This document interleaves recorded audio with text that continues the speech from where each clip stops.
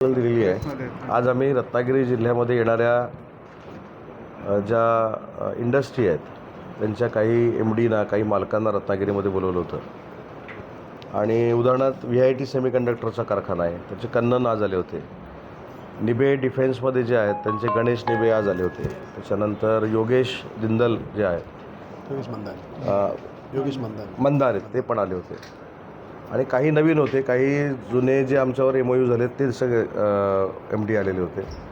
आणि एक आज आम्ही निर्णय घेतला की आमच्याकडे जी जमिनीची रिक्वायरमेंट त्यांना आवश्यक आहे की निवेंडी असेल, रीळ असेल, वाटद असेल, मेरवी असेल, या ठिकाणी ज्या ज्या इंडस्ट्री आपल्याला आणायच्या आहेत तर त्यासाठी या सगळ्या उद्योजकांनी त्या जमिनीची पाहणी केली आणि त्यांनी आमच्याकडे प्रपोजल दिलं की कुठं त्यांना इंडस्ट्री करायची आहे, कशा पद्धतीची आहे। परंतु पहिल्यांदाच मला सांगायचं आहे की जी इंडस्ट्री येते ती प्रदूषण विरहित आहे। त्याच्यामुळं पहिला जो मुद्दा चक्रदेव साहेब असतो की आता आल्यानंतर काय होईल, कुठचा वायू सुटेल, काय होईल, असं काहीच नाही। हे सगळ्या ग्रीन प्रोजेक्ट आहेत, त्याच्यामुळं ती चिंता करण्याची काय आवश्यकता नाही। नाही, सगळेच जेवढे VIT असेल, निबेंची जी इंडस्ट्री येते, सगळ्यात महत्त्वाचा भाग असा आहे की आपल्याकडे सी प्लेन सुरू करण्याचा निर्णय आज आपण घेतला आहे। ते फक्त आता भगवती बंदराच्या इथे करायचं की भाट्याच्या इथे करायचं, ती जागा स्वतः निबे फायनल करतील आणि त्याच्यानंतर सी प्लेनच्या ज्या काही परवानग्या त्यांना पाहिजेत, कशा मॅरिटाईम बोर्डाच्या पाहिजेत, त्या देखील देण्याचा निर्णय आपण घेतला आहे। टार्गेट पुढच्या मार्चपर्यंत सी प्लेन सुरू करण्याच्या संदर्भातला आमचा आज निर्णय झाला आहे। त्याच्यामध्ये 20 सीटरचे ते असेल, 2000 रुपये त्याचं तिकीट असेल, बाकी सेंट्रल गव्हर्नमेंट बेअर करणार आहे। त्याच्यामुळं तो एक टुरिझमच्या दृष्टीनं एक फार मोठा निर्णय आजच्या बैठकीमध्ये झाला आहे आणि तो जर प्रयत्न यशस्वी झाला मग ते एकाचं 2 करायचं, 2चे 3 करायचं की हा पुढचा प्रयत्न आमचा राहील। दुसरा, आपण CNGचा एक प्लांट आपण रत्नागिरीमध्ये उभा करतो आहे। त्याच्यामध्ये सगळ्यात महत्त्वाचं जी गोष्ट आहे, जी आपण घनकचऱ्यावर कायम चर्चा करत आलो की कचऱ्याचं काय होणार आहे, कचऱ्याची विल्हेवाट कशी लावणार आहे, तर रत्नागिरी आणि रत्नागिरीच्या सभोवतालच्या सगळ्या 15-20 ज्या ग्रामपंचायती आहेत ह्याचा कचरा ते उचलून त्याच्यापासून तो गॅस बनवणार आहे। दुसरा, आपण भाताची शेती करतो आणि भाताची शेती केल्यानंतर जो पेंडा आपण टाकून देतो त्या पेंड्यावर प्रोसेस करून देखील ते गॅस बनवणार आहेत आणि अजून जे काही शेतकऱ्यांना पर्याय द्यायचे आहेत ते पर्याय देखील ते देणार आहेत। तशा पद्धतीची लागवड ते करायला लावणार आहेत। त्याच्यामध्ये ते स्वतः कंपनी पुढाकार घेणार आहे आणि तो CNGचा प्लांट तिथे उभा झाल्यानंतर त्याचा सगळ्यात पहिला फायदा हा रत्नागिरीकरांना होणार आहे। कारण मागच्या वेळी जो काय आपला सगळा युद्धाच्या निमित्तानं कशी अडचण झाली तुम्हाला देखील माहिती आहे, पण हे गॅस मॅन्युफॅक्चरिंगच इथं असल्यामुळं ती आपली अडचण दूर होईल आणि कमी किमतीमध्ये आपल्याला गॅस मिळेल। हा एक प्रोजेक्ट इथं होतो आहे। शिप बिल्डिंगचा एक प्रोजेक्ट होतो आहे निबेंचाच, त्याच्यासाठी त्यांनी 2 जागा आता वाटद आणि मेरवी अशा 2 जागा सिलेक्ट केलेल्या आहेत। त्याच्यामध्ये जी फायनल होईल ती जागा आपण घेऊन पुढे जाऊ। आणि तिसरा प्रोजेक्ट जो आहे तो ग्रीन स्टील प्रोजेक्ट हा करण्याचा प्रयत्न, एक त्यातला प्लांट राजापूर मतदारसंघामध्ये आणि एक प्लांट जो आहे तो रत्नागिरी मतदारसंघामध्ये। पण हे ह्याच मतदारसंघामध्ये का, तर त्यांना तिथनं समुद्र देखील जवळ लागतो, हे त्यांना एक्सपोर्ट करायचं असेल किंवा काय करायचं असेल तर हे देखील 2 ग्रीन प्रोजेक्ट आहेत। ते दोन्ही मिळून 7,500 कोटीची, म्हणजे उदाहरणार्थ भंगार झालेल्या गाड्या आहेत, भंगार आपला जो असतो स्टील भंगार असतो त्याच्यावर प्रक्रिया करून स्टील तयार करणं, हे ते प्रोजेक्ट आहेत। त्याच्यामुळं तशा प्रोजेक्टसाठी देखील 7,500 कोटीची इन्व्हेस्टमेंट रत्नागिरीमध्ये करण्याचा निर्णय त्या इंडस्ट्रियलिस्टने घेतलेला आहे।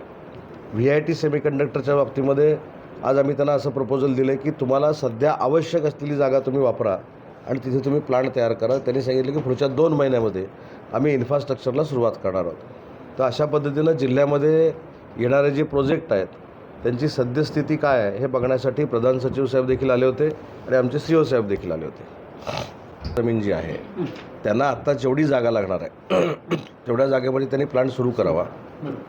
ॲडिशनल जागा आम्ही त्यांना रत्नागिरीमध्ये देतो म्हणून सांगितलं आहे, पण त्याच जागेमध्ये एका नवीन इंडस्ट्रियलिस्टनं जागा मागितली की तो प्रोजेक्ट आपल्याकडे 1 वर्षामध्ये सुरू होऊ शकतो आणि म्हणून त्यांच्यामध्ये जे कॉम्प्रोमाइज करायचं होतं ते देखील आज आम्ही कॉम्प्रोमाइज केलं। त्याची सगळी जबाबदारी CO साहेबांनी घेतलेली आहे। इथे नवीन कोणती कंपनी मी सांगितलं ना, CNG गॅसचा मोठा प्रकल्प जो येतो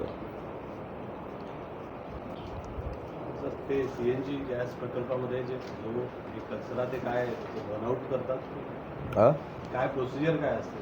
कचऱ्याची विल्हेवाट लावतात. नाही त्याला अनारोबिक डायजेशन म्हणतो. डायजेस्टर असतं आहे बेसिकली. 2 तरीके असतात ॲक्च्युली. डायजेस्टर असतात ते. त्याच्यामध्ये जो वेस्ट निघेल नंतर ते रेसिड्युअल बेसिकली म्हणजे आपण म्हणतो रिडक्शन वेस्ट असतं. त्याला पुन्हा ऑक्सिडेशन करून पुन्हा ते मॅन्युअर म्हणून जाईल. मग गॅसचं पुन्हा स्क्रबिंग करून जो सल्फेट जो असतो त्याला स्क्रब करून त्याला 99% जो प्युरिटी जो आपला भेटते नॉर्मल जो कुकिंग गॅस तसं तरी आणि प्रेशराईज करून म्हणजे कंप्रेस करून देतो. कम्प्लिटली ग्रीन निबे CNG प्रोजेक्टसाठी जो कचरा लागणार आहे तो नेमका कशा प्रकारचा कचरा असेल? नाही, त्यांनी आता चर्चा करत असताना सांगितलं की जेवढा कचरा आहे त्याच्यामध्ये बायफर्केशन त्या प्लांटमध्ये ते करतील. कुठचा कचरा घ्यायचा, कुठचा कचरा नाही घ्यायचा. पण मला असं वाटतं की ही नॅचरल प्रोसेस आपण अनेक वर्षापूर्वी करून बघितलेली आहे गोबर गॅसमधनं. बरोबर आहे, त्याचीही ॲडव्हान्स टेक्नॉलॉजी असणार आहे असं माझं वैयक्तिक मत. कारण मी ज्यावेळी बरोबर असेल मी ज्यावेळी आता परवा शिर्डीला त्यांचा तो प्लांट बघितला, तो पहिली गोष्ट सेफ्टी आहे प्रचंड, त्याच्यामुळे घाबरण्याचं काहीच कारण नाही. आणि दुसरी महत्त्वाची गोष्ट की आपली पण गॅसची रिक्वायरमेंट जी आहे ती त्याच्यातनं पूर्ण होऊ शकते. हा झाला CNG मध्ये लागणारा जैविक कचरा, आपण त्याला जैविक किंवा ओला कचरा म्हणतो. पण सगळ्यात मोठा प्रश्न रत्नागिरी जिल्ह्यासाठी उरतो तो म्हणजे प्लास्टिक कचरा किंवा जो जैविक नाही आहे तो. त्या कचऱ्यासाठी काही भविष्यात असं नाही केलं ना आपण. आम्ही स्वतः MIDCची 5 एकर जागा घनकचऱ्यासाठी दिली आणि रत्नागिरीत तो प्लांट आता सुरू होईल. CNGचा जो प्रकल्पाचा झाला, तुम्हाला अपेक्षित आहे की जागा हँडओव्हर होणं आणि किमान ज्याला भूमिपूजन म्हणायचं असं तेव्हा? नाही, भूमिपूजनकडे कॉन्सन्ट्रेट करण्यापेक्षा आम्ही आता उद्घाटनाकडे कॉन्सन्ट्रेट केलेलं आहे. भूमिपूजन होत राहतात, त्याच्यातनं आउटपुट. जसं कोका कोलाचं भूमिपूजन आम्ही केलं नाही पण डायरेक्ट लोकार्पण सोहळा केला, तशाच पद्धतीनं काही इंडस्ट्री ही भूमिपूजन करत बसण्यापेक्षा डायरेक्ट लोकार्पण जर झाला तर त्याच्यातनं रोजगार निर्मिती होते. आणि अजून एक महत्त्वाची गोष्ट सांगतो की जी कुशवासाहेबांच्या डोक्यातनं एक संकल्पना आली होती की जिल्हा गुंतवणूक परिषद आम्ही गेली 3-3.5 वर्ष करतो. तर आपण फक्त एक जर MIDCमध्ये रत्नागिरीच्या फेरी मारली तर तुमच्या एक लक्षात येईल की आपण ह्या मोठ्या प्रोजेक्टवर बोलतो, पण 15 कोटी, 20 कोटी, 30 कोटी, 100 कोटी असे किती प्रोजेक्ट हे रत्नागिरीमध्ये ह्या वर्षभरामध्ये झालेत. परवा मी मुद्दाम गेलो होतो, मागच्या दौऱ्यामध्ये मी नवीन इंडस्ट्री कुठं झालेली आहे, नवीन इंडस्ट्रीमध्ये आम्ही कुठं प्लॉट दिलेला आहे, तर ती देखील गुंतवणूक जवळजवळ मागच्या वर्षात 650 कोटी रुपयाची झाली. ही आपल्या नजरेत येत नाही, पण ती स्थानिकांनी केलेली गुंतवणूक आहे. आता गदरे जे गुंतवणूक करतायत त्यांचा काय MOU आणि आम्ही करत बसलो नाही, पण गदरेंची गुंतवणूक जवळ 1,500 कोटीची आहे. ही कुठं आपल्या लक्षात येते. त्याच्यामुळं एम्प्लॉयमेंट जनरेशनसाठी जे काय आपल्याला करावं लागेल ते आम्ही MIDC म्हणून करणार आहोत. सर, सी प्लेनचा जो विषय सांगितला होता तो कुठून कुठे कसं राहणार आणि काय? नरिमन पॉईंट ते रत्नागिरी गेटवे.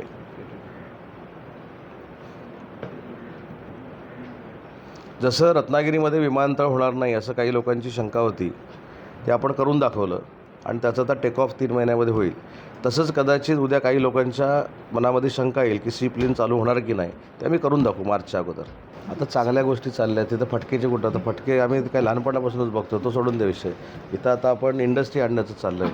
बरं, आजच्या बैठकीमध्ये अजून एक महत्त्वाची गोष्ट तुम्हाला सांगतो की सगळे अधिकारी, त्याच्यामध्ये पालकमंत्री म्हणून मी उपस्थित होतो, प्रधान सचिव साहेब उपस्थित होते, CO उपस्थित होते, आमचे जॉईंट CO होते, जिल्हाधिकारी होते, राजापूर मतदारसंघाचे आमदार किरण भैया उपस्थित होते.